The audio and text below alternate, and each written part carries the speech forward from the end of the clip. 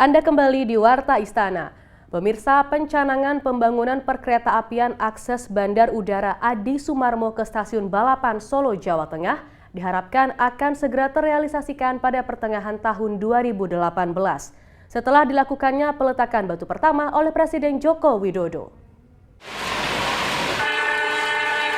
Pembangunan kereta bandara Adi Sumarmo yang menghubungkan ke Stasiun Balapan dimulai hari ini, Sabtu.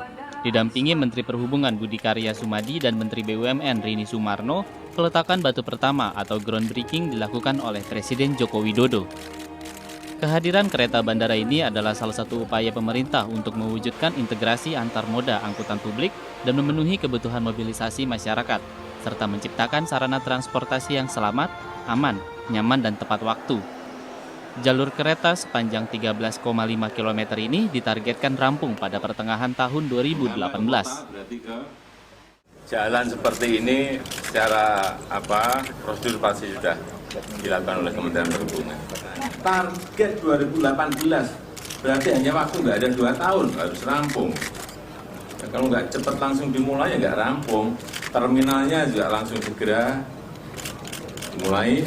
Menteri BUMN lewat Angkasa Pura 1,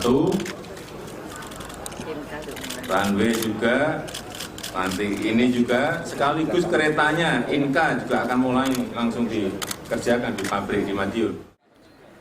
Mengacu keputusan Menteri Perhubungan nomor KP 406 tahun 2017, pada 6 April 2017, pelaksanaan tahap selanjutnya akan segera direalisasikan Kementerian Perhubungan dengan konsorsium 3 perusahaan, di antaranya PT Perkeretaapian, PT Angkasa Pura, serta PT Pembangunan Perumahan dengan estimasi waktu paling lambat 6 bulan setelah peletakan batu pertama. Akan memulai di tanah-tanah yang sudah kita kuasai, seperti di sini kita jalani, nanti di bandara. Nah, pembebasan tanah ini kita harapkan dalam waktu 1-2 bulan ini kita lakukan, dan kita pikir tidak lebih dari 6 bulan itu selesai. Seluruhnya. Jadi kita bisa simultan bersamaan pembebasan tanah yang 20%, bisa memulai pembangunan yang di 80%. Dengan menggunakan kereta api bandara ini diharapkan jarak tempuh dari kota Solo lewat Stasiun Balapan ke Bandara Adi Sumarmo hanya ditempuh dengan waktu 15 menit atau menghemat waktu 50% dari biasanya.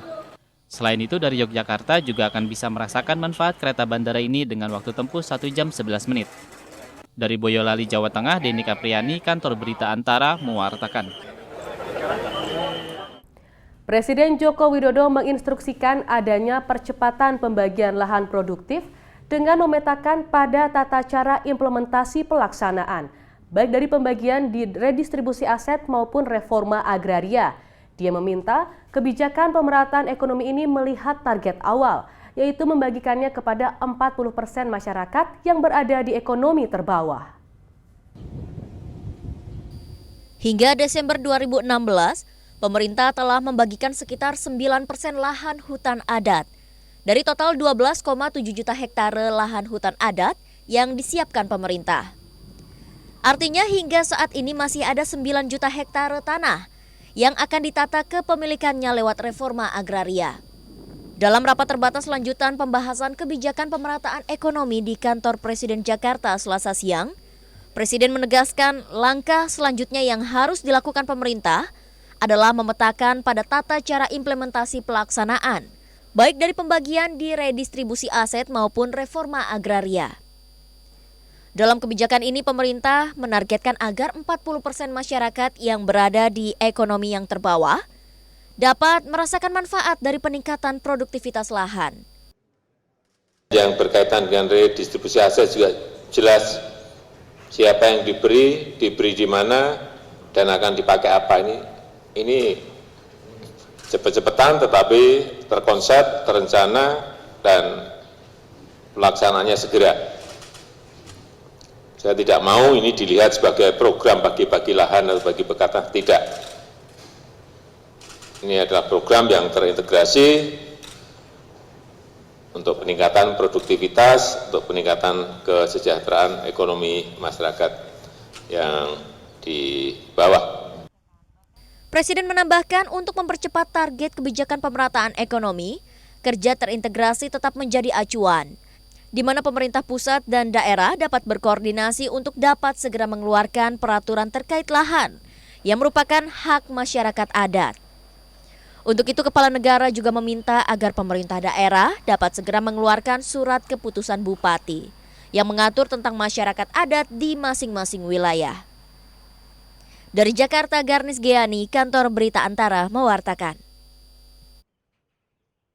Sementara pada pekan lalu, Presiden Joko Widodo menyambut kedatangan Presiden Republik Islam Afghanistan Muhammad Ashraf Ghani beserta delegasi di Istana Merdeka, Jakarta.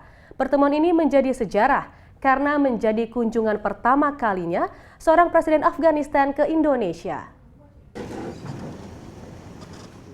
Rabu sore, Presiden RI Joko Widodo menyambut kedatangan tamu kenegaraan Presiden Republik Islam Afghanistan Muhammad Ashraf Ghani beserta delegasi di Istana Merdeka, Jakarta.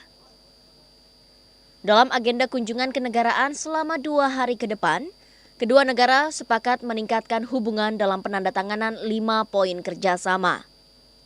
Kelima poin tersebut antara lain bidang pendidikan, pertanian, statistik, reformasi administrasi publik, serta kebijakan fiskal.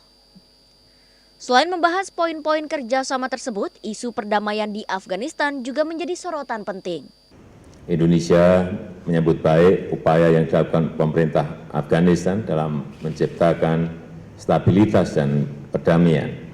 Dan Indonesia siap berbagi pengalaman mengenai rekonsiliasi untuk perdamaian. Topik penyelesaian konflik ini akan dibahas Presiden Afghanistan bersama para ulama di Masjid Istiqlal, Jakarta, Kamis 6 April 2017 esok. Usai penyambutan tamu negara, Presiden Joko Widodo dan Presiden Afghanistan Muhammad Ashraf Ghani melanjutkan pertemuan dengan berbincang di beranda belakang Istana Merdeka. Pertemuan bilateral dan diakhiri jamuan makan malam di Istana Negara, Jakarta. Ini merupakan kunjungan kenegaraan yang bersejarah bagi kedua negara, karena untuk pertama kalinya Presiden Afghanistan datang ke Indonesia.